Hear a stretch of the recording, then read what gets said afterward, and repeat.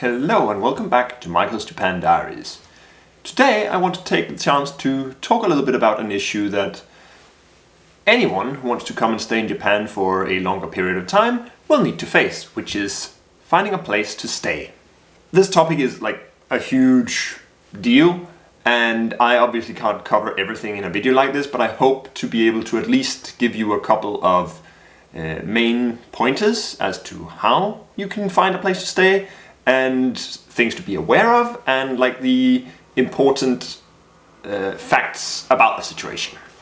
So before we get too deep into all of the details and how you go about finding a place to stay in Japan, there's a lot of terminology that we need to talk about. If at any point you start looking for an apartment or a house or any place to stay in Japan, there will be some terms that will come up that you need to understand. So the first one is you might see something like 2 LDK listed on an apartment or something. And for someone who's not used to Japanese real estate terms, this is probably super confusing. But as soon as you get into it, this is actually fairly simple. So there are different numbers and different letters that can be used. In this example, 2 means that there are 2 rooms in the apartment, and LDK stands for living, dining, kitchen. So that means there are 2 rooms in the apartment, and besides that there's usually a combined living room, dining room, kitchen area. Other terms you might see are DK, which means that it's a dining and kitchen area, which is usually smaller than the living, dining, kitchen area. And for some apartments, typically a 1-room apartment, you might see like 1K, which means it's 1 room with a kitchen. And a lot of the time these 1K apartments are actually really just a studio type apartment where there's a kitchen in one corner of the room. The actual layout of the apartment will vary a little bit, even like within the same designation, but it gives a quick overview of what you can expect to find in the apartment. For reference, I showed you my apartment in a video a couple of months back. This is a 1 LDK apartment. So that means I have 1 bedroom and then I have 1 large living dining room area with a kitchen a bit off to the side. Yeah. So these terms are actually fairly convenient in order to figure out what to look for when you're trying to find an apartment. But of course you can't just stay in an apartment without paying, and this is where a lot of other important terms come into the picture. Of course, to rent an apartment, you need to pay rent. That's fairly simple. But besides just paying the monthly rent, when you move into a new place in Japan, there are actually a lot of one-time fees that you have to deal with. The most dreaded of these one-time fees is the so-called key money, or reikin as it's called in Japanese. It's actually a tradition that originated a while back, where housing was a little bit scarce. So in order to convince a landlord to let you live in the place, people would give a gift of some money to them to let them rent the place. And this tradition then just never disappeared again, because hey, if it's more money for the landlord, why should they let the tradition go? So typically when you move into a new apartment in Japan, you will have to pay this key money. And it's like a fixed amount. Usually it's 1 or 2 months worth of rent for the apartment. And you just pay that up front as a straight up gift to the landlord. You'll never see this money again.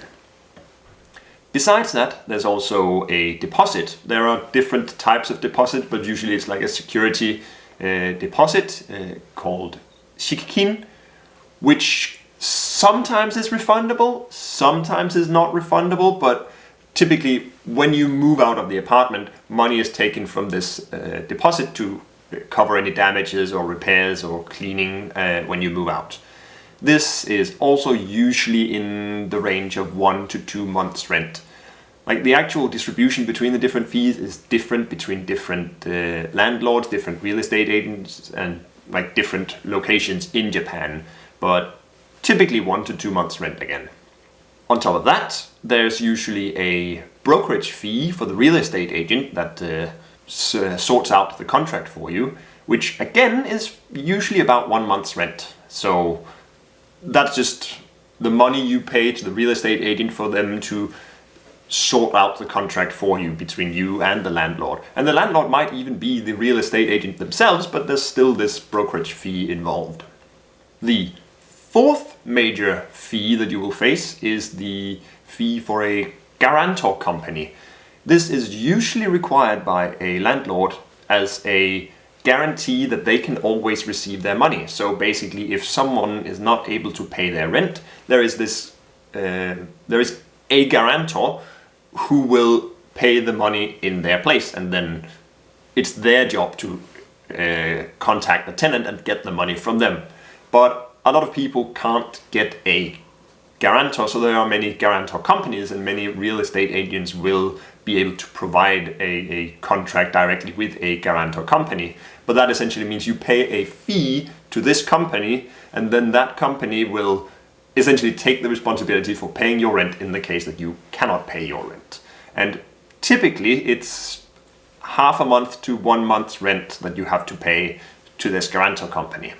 And on top of all of these fees, there are other minor fees. Usually there's a lock exchange fee, because when you move into a new apartment, you don't want someone who lived there previously to have a copy of the key, so they will change the locks. And even if you don't want this to happen, that's the thing that they do.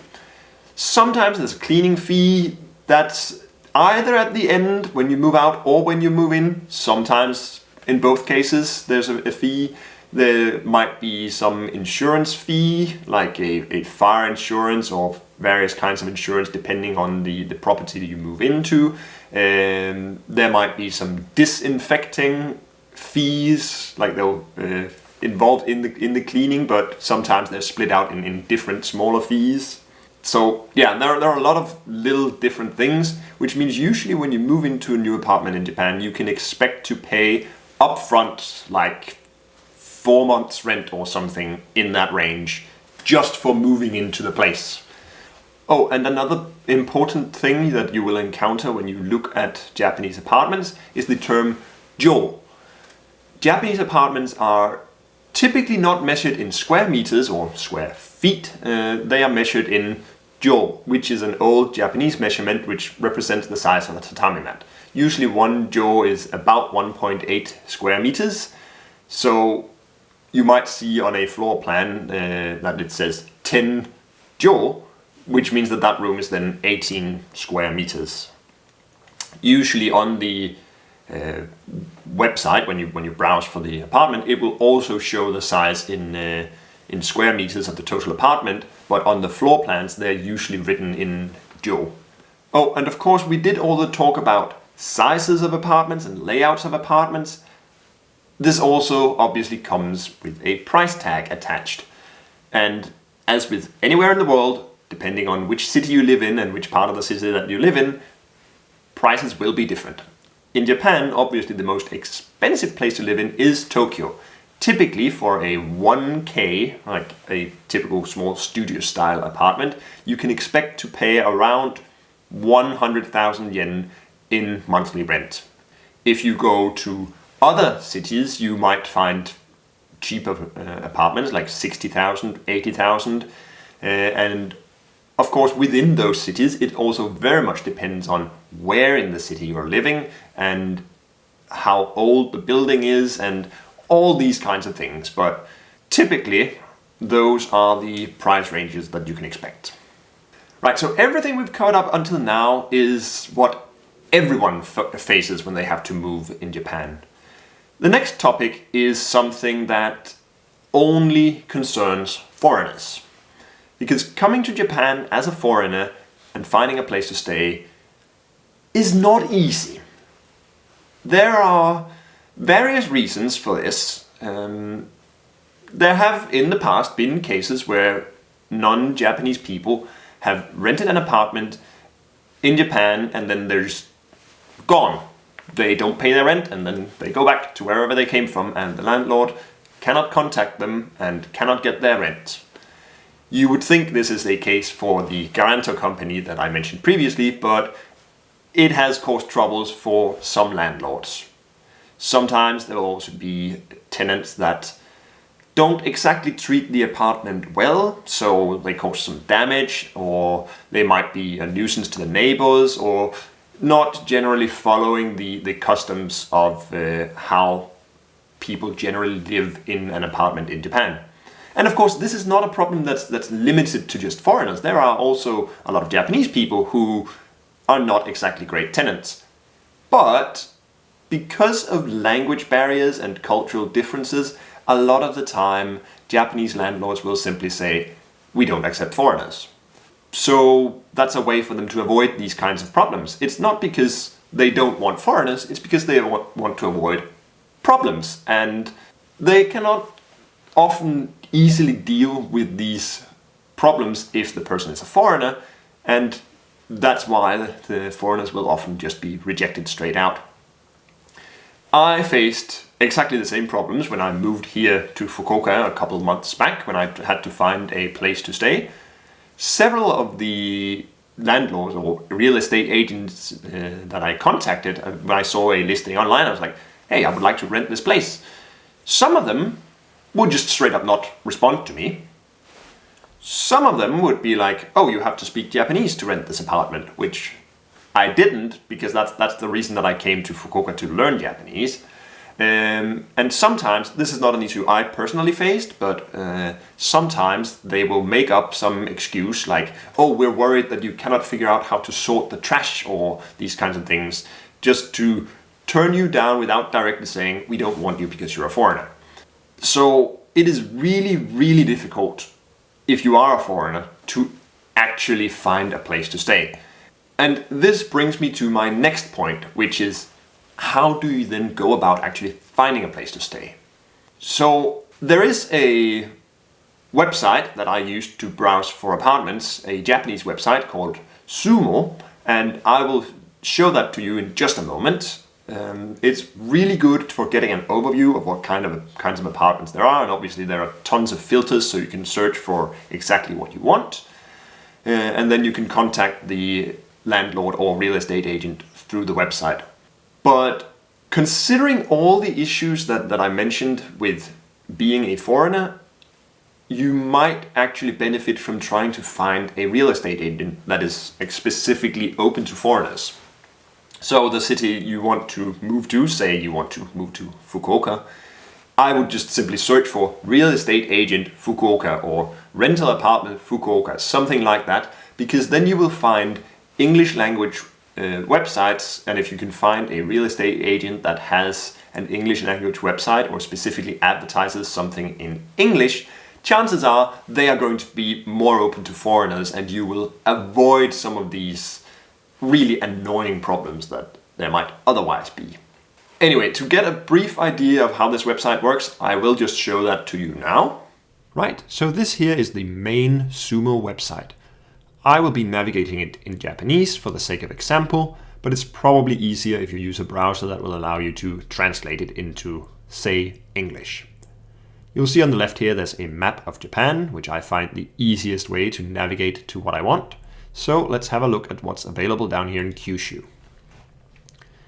This page, there are a couple of different options. The one on the left here is the one that we're interested in, because that is the one for renting an apartment, which gives us a more detailed map of the Kyushu area divided into the different prefectures. The option on the left is to search by train lines and stations, and the option on the right is to search by area of the city or prefecture. So in this case, let's have a look at what's available in Fukuoka Prefecture. Gives us a filter of all the different cities in Fukuoka Prefecture. Let's just go with Hakata and Chuo wards, the central parts of Fukuoka City, for the sake of the example. As you come down here, there are tons of filters available. The first option up here is for price. There are filters ranging from minimum to maximum prices. You can search without key money, without security deposit. This option down here is walking distance from a station. So let's just see what's available within 10 minutes of a station. And down here you can see the different layouts of apartments. Let's just go for 1K apartment, the standard like one room with a kitchen style apartment. and see what is available here. So this brings us obviously to a list of results. We can sort by various things up here with how old is the building and price and such, but let's just keep the default sorting right now. You'll see the price here for this first apartment is listed as 5.85 something something. This means 10,000 yen. So in Japan, numbers are counted in 10,000s rather than thousands. So when it says 5.85 man en, that means 58,500 yen. And then you can see this particular apartment has another 3,500 yen in maintenance fees. The little numbers on this side here are the shikkin and the reikin, like the security deposit and the key money. So for this particular apartment, you will see the key money is equivalent to 2 months of rent. And this is a 26 square meter apartment. You can obviously check the layout and some pictures of the apartment as well. As we scroll down here, you will see different options. They are also listed with how far they are from different stations.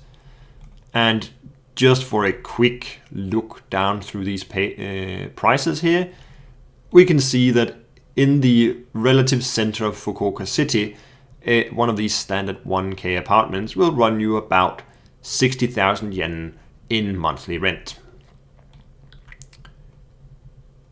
Anyway, that pretty much covers up the basics of the website. Going to the website and browsing it yourself is probably the best way to figure out how things work. In conclusion, it is definitely not impossible for a foreigner to rent an apartment in Japan. I mean, I'm currently renting this apartment, but there are a lot of troubles to go through to get to this point. Right, I think that pretty much wraps up what I wanted to talk about today. I hope some of this was helpful to you. If there's something that I missed talking about in this video that you want to know more about, feel free to leave a comment down below and I'll respond as well as I can. And perhaps if there's enough interest, I can make another video at some point later, wrapping up some of the loose ends that might have been from today. So thank you very much for watching, and I will see you again very soon. Swoosh!